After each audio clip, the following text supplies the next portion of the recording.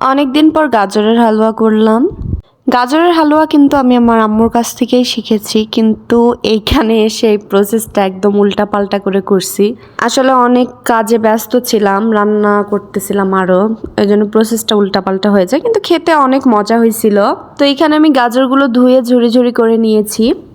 আর এই যে এই ঘিটা আমি ইউজ করব, ঘিটা আমাদের দেশেরই অনেক ভালো একটা ঘি। এটা কিনেছি এইখান থেকেই। এইটার দাম নিয়েছে 16 রিয়াল।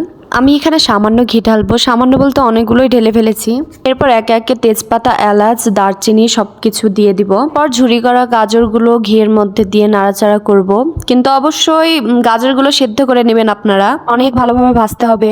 তারপর যখন গাজরগুলো ভাজা হয়ে যাবে তখন দুধ ঢেলে দিতে হবে। আর যদি পারেন তো ব্লেন্ড করে নিন, ব্লেন্ড করলেও অনেক ভালো হয়। আর একটা কথা আমি স্কিপ করেছি, আমি চিনি দিয়েছিলাম পরিমাণ মতো। আর এই তো আমার গাজরের হালুয়া হয়ে গেছে, খেতে কিন্তু বেশ মজা হয়েছে। এখন আমি সামান্য কিশমিশ আর বাদাম দিয়ে দিব। আল্লাহ হাফেজ, সবাই ভালো থাকবেন।